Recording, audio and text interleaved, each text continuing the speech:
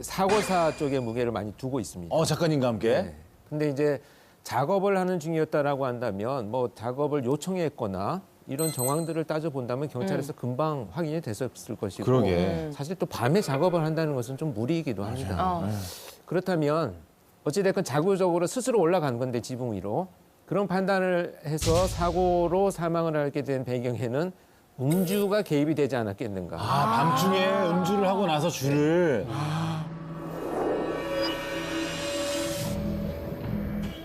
그리고 제가 현직에서 경험한 몇 가지 케이스를 보면 정말 사람이 들어갈 수 없는 곳에 들어가 있다든지 맞아. 뭐 어떤 높은 건물 계단에서 아주 위험스럽게 뭐 담배를 피다가 떨어진다든지 정말 상식적으로 이해되지 않는 행동들을 가끔 하는 경우가 있거든요. 맞아요.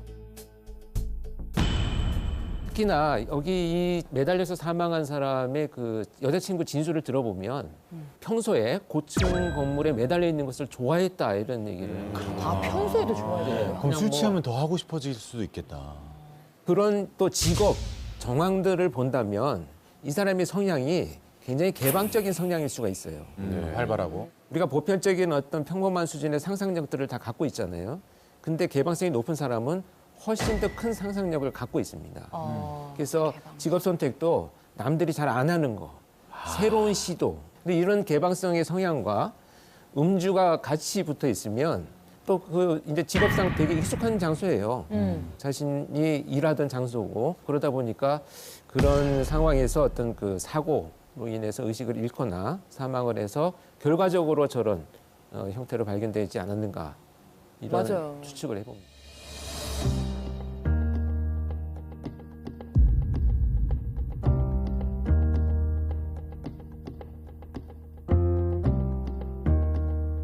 그러면 타살의 가능성은 아예 없을까요? 타살 가능성도 있죠. 그러나 이제 뭐 결박이 있었다면 자기가 풀 수 없는 결박이라면 분명히 타살로 막 경찰에서 수사가 전개가 됐을 거고 특히 그 이 저렇게 이렇게 경사가 있는 곳에서 공격과 방어가 이루어졌다면 상처들이 정형화돼 있지 않아요. 굉장히 불규칙하고 어떤 흉기의 깊이도 다 다르고 각도도 다르게 나타나는데 그런 상처들이 지금 경찰에서 봤을 때 보이지 않는다 이러면 이미 사망한 사람을 저런 상태로 올라가서 끈으로 매달기에는 너무 어렵지 않는가. 결박은 어렵다. 네. 그리고 특히 범인의 입장에서 본다면 창들이 나와 있고 누구나도 그냥 아침에 해만 뜨면 발견될 수 있는 장소에 마치 전시하듯이 그 시신을 그렇게 유기했겠느냐 이런 측면에서 본다면 타살 현장이 좀 떨어진다 이렇게 추측이 됩니다. 그렇다면 자살의 가능성은 없을까요? 동기가 없어요 지금 밝혀진 것도 그렇고 여자친구도 있고 당일날에 아마 수사팀에서의 행적들도 발견되지 않았다면 어떤 사고사의 상황이 훨씬 더 유력하지 않나 이렇게 보여집니다.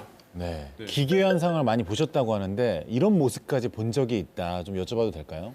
특이한 죽음에 대해서 제가 여러 이제 케이스가 있는데 네네. 특히 2014년에 이제 있었던 작업용 에어호스에 매달려 가지고 목이 매달려 가지고 사망한 근로자가 발견이 됐거든요. 자살로 보이는데 이거. 완벽하게 이 상황도 누군가 저렇게 만들기는 너무 어렵지 않겠는가. 그러니까 선박을 샌딩 작업하는 과정에서 로프가 갑자기 움직여서 목에 걸려가지고 저런 상태로 구조되지 못해서 사망한 것이다. 사고로. 판결을 한 게 있습니다.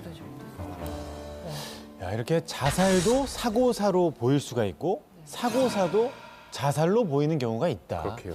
라는 말씀 사례로 나눠주셨는데 네.